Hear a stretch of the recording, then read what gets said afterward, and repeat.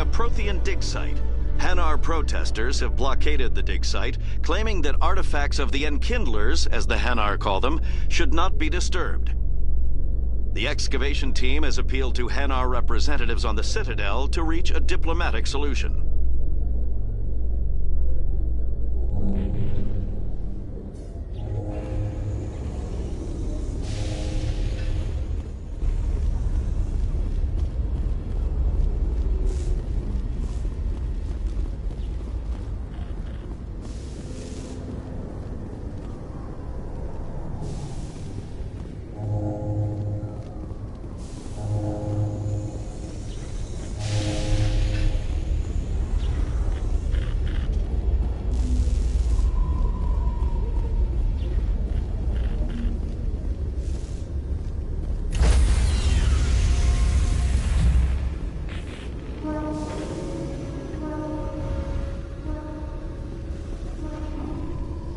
Stand by, shore party. Decontamination in progress.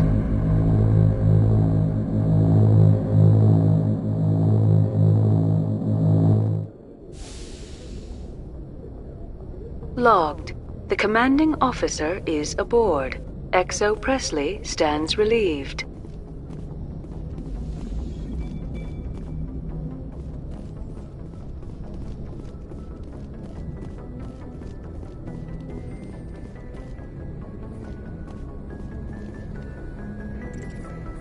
If anyone has to take over for Captain Anderson, I'm glad it's you. I'm not sure about having non-humans on our ship, though. We're all on the same team here, Presley. With all due respect, sir, that's what they said about Nihilus. Look how that turned out. Speak freely, Presley. I want to know if you have a problem with non-humans. It's not that, Commander.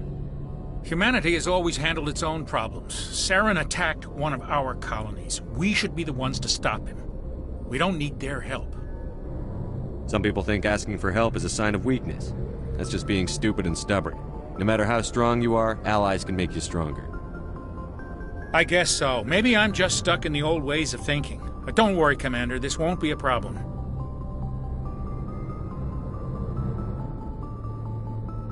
How did you end up assigned to the Normandy?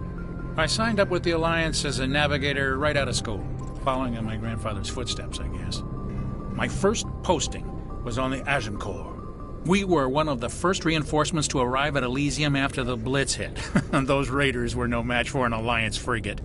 Of course, the only reason the colony was still standing was because of you, Commander. I can't believe you held out as long as you did.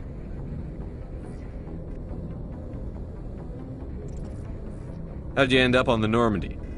I got my officer's commission after Elysium. Must have made an impression on the right people. Captain asked for me when he was picking his crew.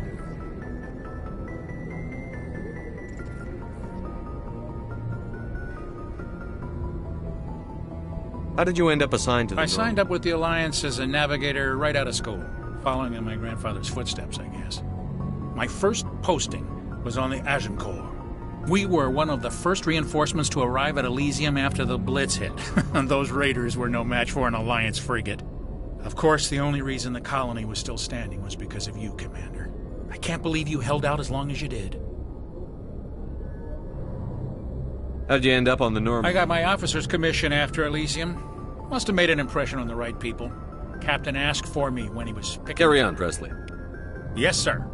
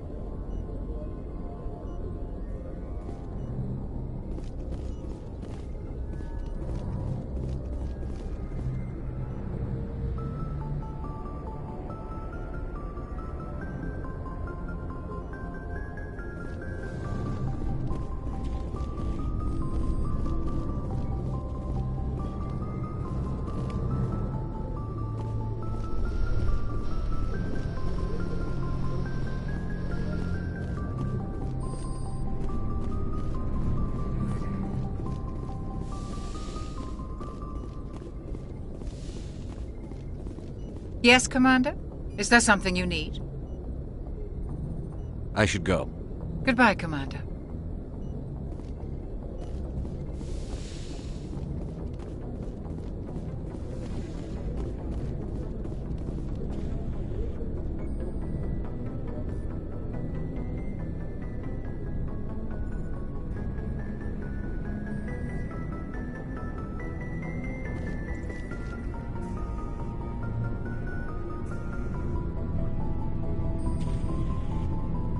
Anything you need, Commander?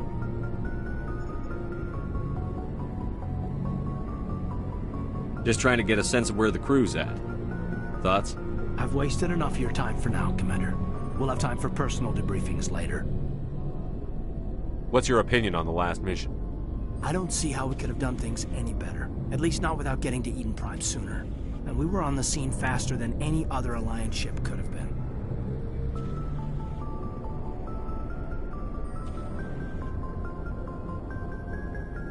We'll talk another time, Lieutenant. Commander?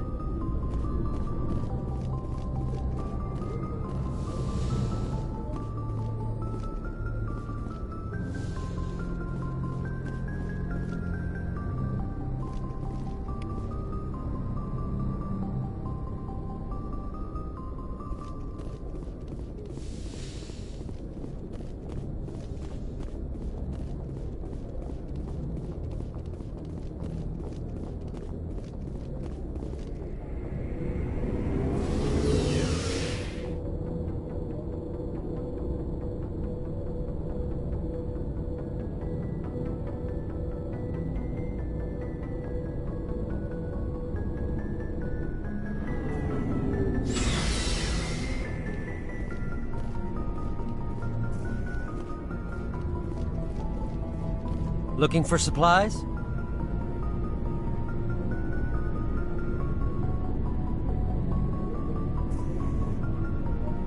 Let's see what you've got. You bet, Commander.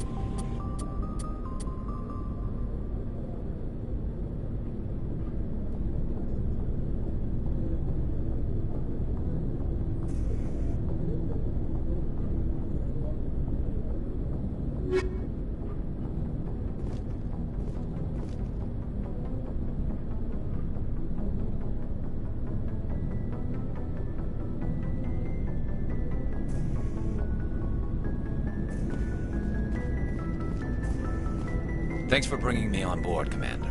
I knew working with the Spectre would be better than life at C-Sec. Have you worked with a Spectre before? Well, no, but I know what they're like. Spectres make their own rules. You're free to handle things your way. At C-Sec, you're buried by rules. The damn bureaucrats are always on your back. For the most part, the rules are there for a reason. Maybe.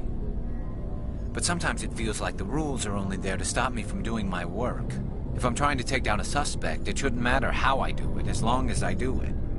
But C-Sec wants it done their way. Protocol and procedure come first. That's why I left.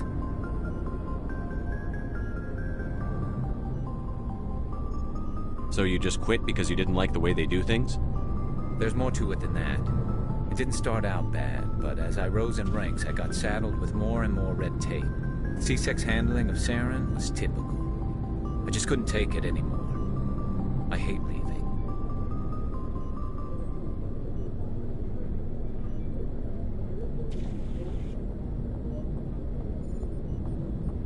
I hope you made the right choice. I'd hate for you to regret it later. Well, that's sort of why I teamed up with you. It's a chance for me to get off the Citadel, see how things are done outside C-Sec. Either way, I plan to make the most of this. And without C-Sec headquarters looking over my shoulder, well, maybe I can get the job done my way for a change.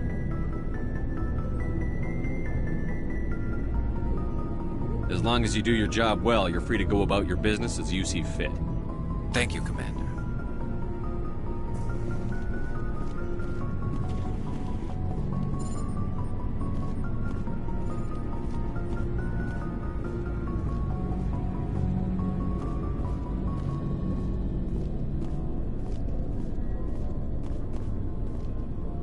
Commander? What's your opinion on the last mission? Kinda wish you'd got there sooner, Commander. No offense, I appreciate the rescue. I just wish... You wish we'd been able to save the rest of your unit? Yes, sir. If I had been more alert, we wouldn't have been cut down by an ambush. The Geth are perfect ambushers. They don't move, they don't make noise, they don't even breathe. Sir, they have flashlight heads. I'll make sure it doesn't happen again.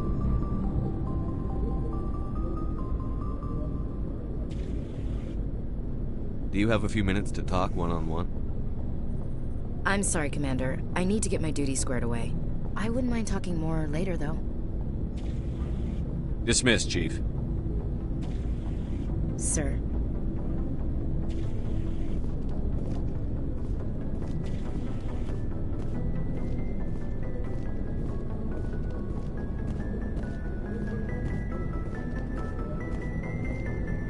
Nice ship you've got, Shepard.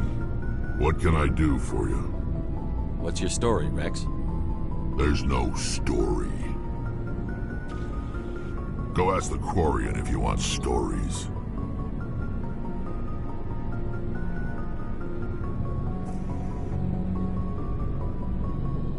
You Krogan live for centuries. Don't tell me you haven't had a few interesting adventures. Well, there was this one time the Turians almost wiped out our entire race. That was fun.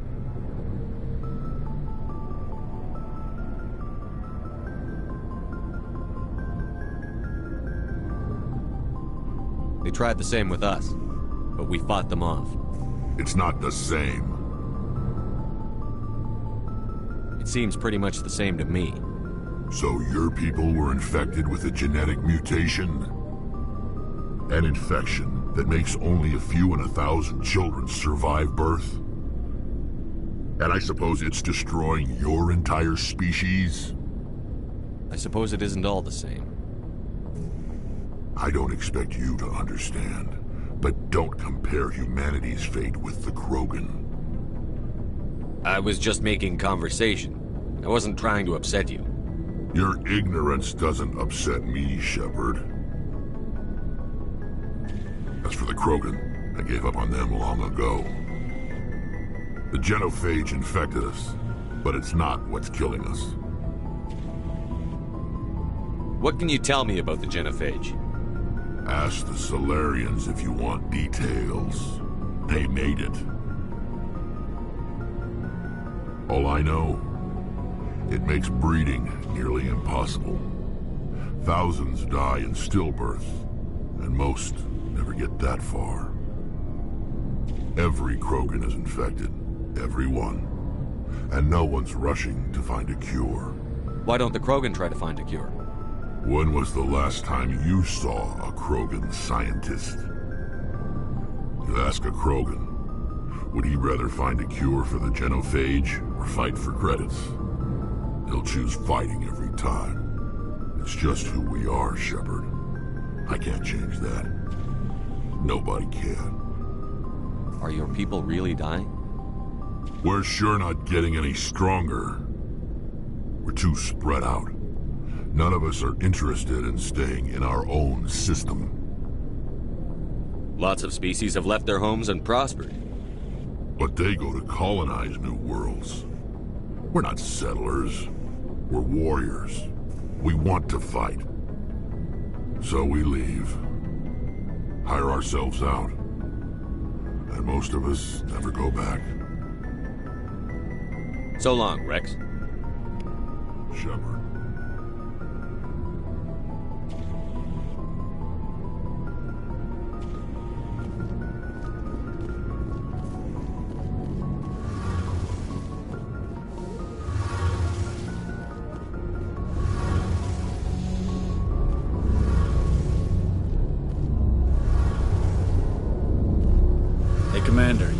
Quarian, Tali.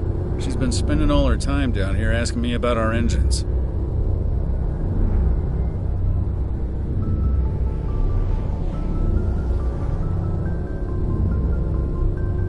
I'll tell her to leave you alone. What? No, she's amazing. I wish my guys were half as smart as she is. Give her a month on board and she'll know more about our engines than I do. She's got a real knack for technology, that one. I can see why you wanted her to come along. I figured she'd be a real asset to the team. You got an eye for talent, Commander, but I'm guessing that's not why you came down here. Fill me in on the IES stealth systems. How does it work exactly? You can't hide a ship out in space. They emit too much heat and radiation. Too easy for sensors to pick them up, unless you find a way to capture those emissions.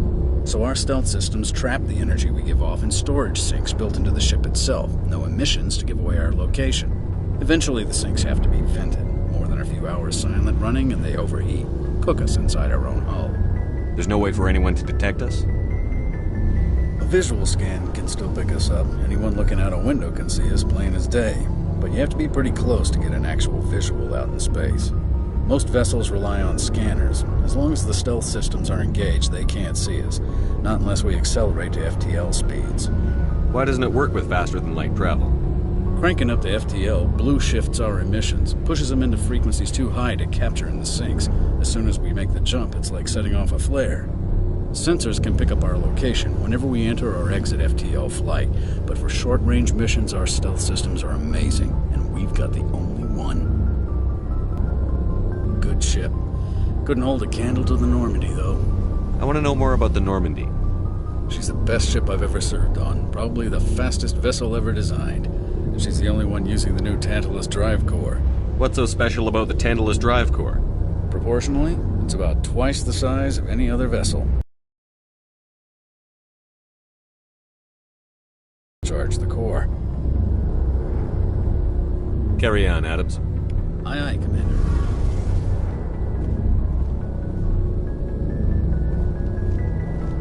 Your ship's amazing, Shepard. I've never seen a drive core like this before. I can't believe you were able to fit it into a ship this small. I'm starting to understand why you humans have been so successful. I had no idea Alliance vessels were so advanced. The Normandy's a prototype. Cutting-edge technology. A month ago, I was patching a makeshift fuel line into a converted tug ship in the flotilla. Now, I'm sitting on board one of the most advanced vessels in Citadel space. I have to thank you again for bringing me along. Traveling on a vessel like this is a dream come true for me. I had no idea you found ship technology so interesting. It comes with being a Quarian. The migrant fleet is the key to the survival of my people. Ships are our most valuable resource. But we don't have anything like this. We make do with cast-offs and second-hand equipment. We just try to keep them running for as long as we can. Some of the fleet's larger vessels date all the way back to our original flight from the Geth. I can't believe your fleet's still using ships that are 3 centuries old. They're constantly being repaired, modified, and refitted. They aren't pretty, but they work. Mostly. We've tried to make ourselves as independent as possible on the flotilla. Grow our own food, mine, and process our own fuel. But some things we just can't make on our own. A patch to maintain the hull integrity requires raw materials we just don't have. That's why our pilgrimages are so important.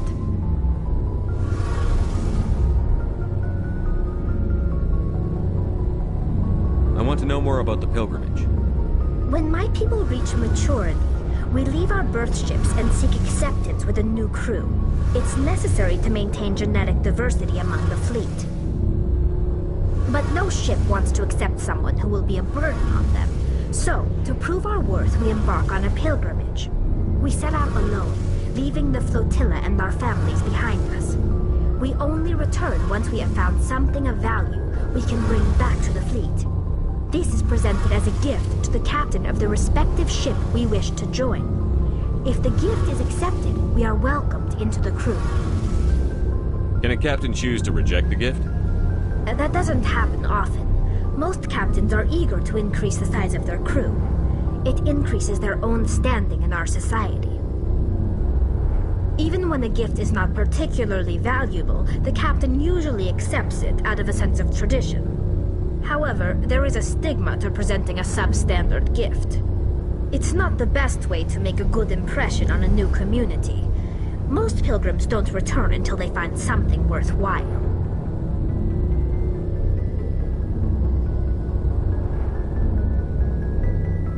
I can't believe they just send you off alone.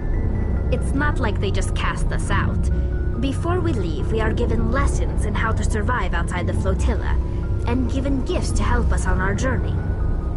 We also receive implants to fight off sickness and disease.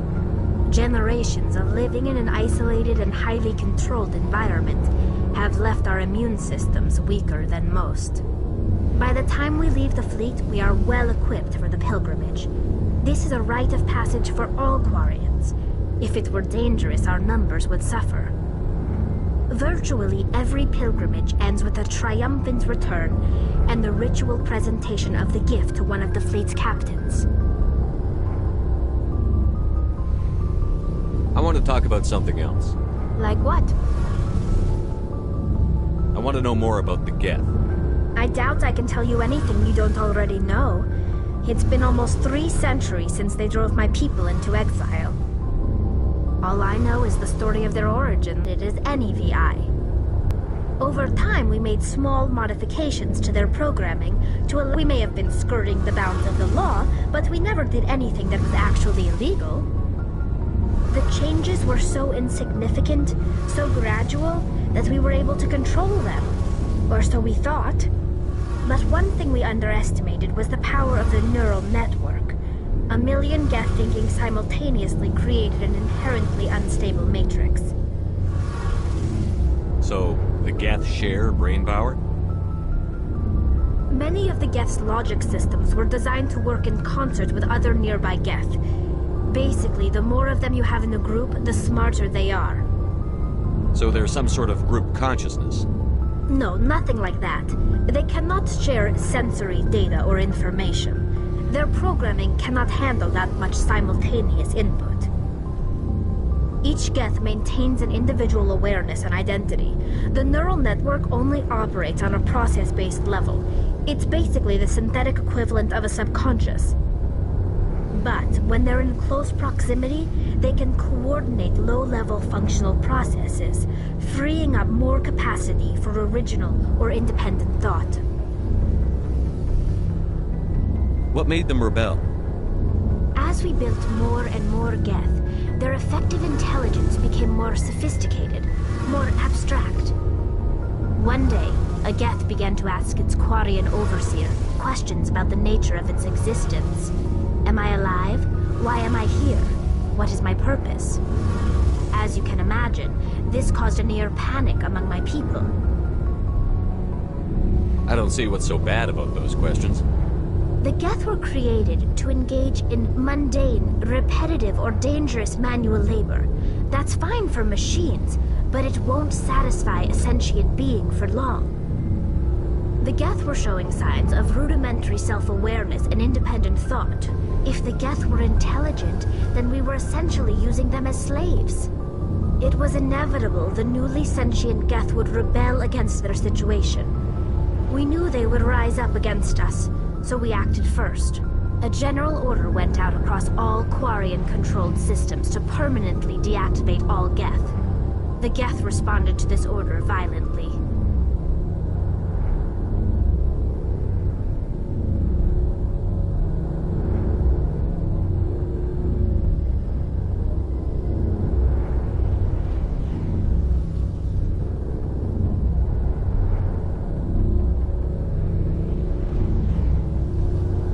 Blame them for fighting for their survival. We had no other choice.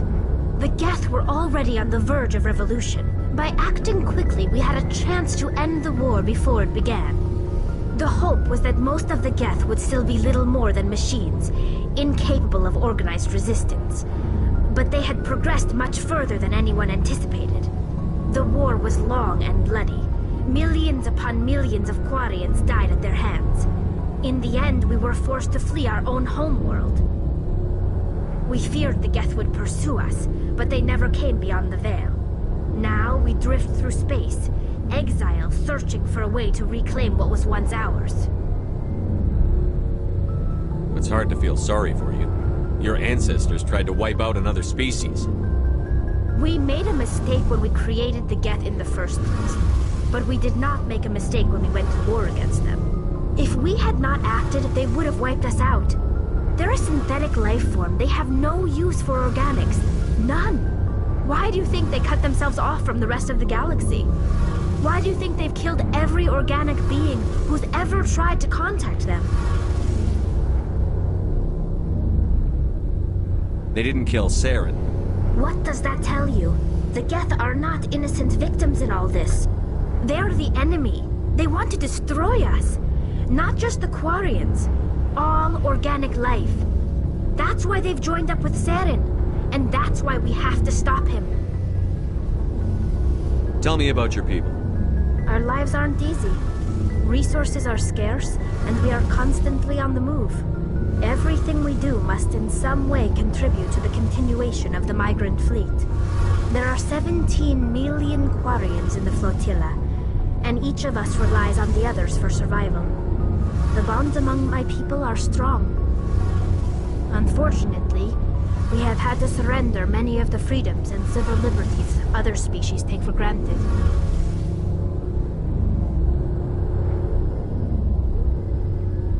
What kind of freedoms? Well, it's illegal for parents to have more than one child. If our population grows too much, it would strain our resources to their breaking point. Of course, we also can't allow our numbers to become too few. If our population is in decline, the rule against single births is temporarily repealed. In extreme cases of population decline, incentives are even offered to encourage multiple births.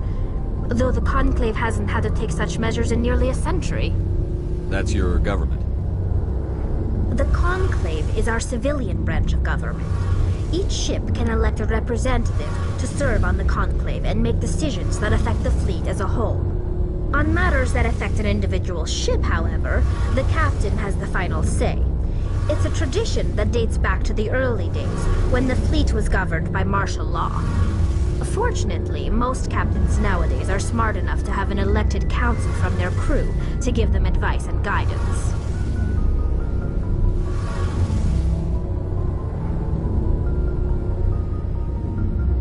So the ultimate power rests with elected officials. In practice, the Conclave and the respective council for each ship tend to set the rules that govern our daily lives. But in theory, we are still under military jurisdiction. The 5 top-ranking military officials in the fleet serve on the Admiralty Board. These 5 have the power to overrule any decision by the Conclave in case of emergency. To do so requires unanimous agreement among the Admiralty, and they can only do this once. After that, the entire board must resign their posts. It's a safeguard that served us well. In nearly 3 centuries, the Admiralty Board has only overruled the Conclave 4 times. I want to know more. I doubt I can. All I know is the story of their origins. The changes were so... What made them rebel? As you can imagine, this caused a general order went out across all Quarian-controlled systems to permanently deactivate all Geth. The Geth responded to this order violently. You can't blame them for... We had no other we feared the Geth would pursue us, but they never came beyond the Veil. Now... It's hard to feel sorry for you. We made a mistake. Why do you think they cut themselves off from the rest of the galaxy? Why do you think they've killed every organic being who's ever tried to contact them? You didn't give them a real good first impression. You really think things would be any different if we waited for them to act first? The Geth are not innocent victims in all this. They're the enemy. They want to destroy us. Not just... Like what? All I know is the story... Over time, we made small... But one thing we... As you can imagine, this caused... What did you... A general order went out across all... We feared the Geth would pursue us, but they never came beyond the Veil. Now... It's hard to feel sorry. Why do you think they cut themselves off from the rest of the galaxy? I didn't mean to offend you. I'm sorry. I didn't mean to get so worked up.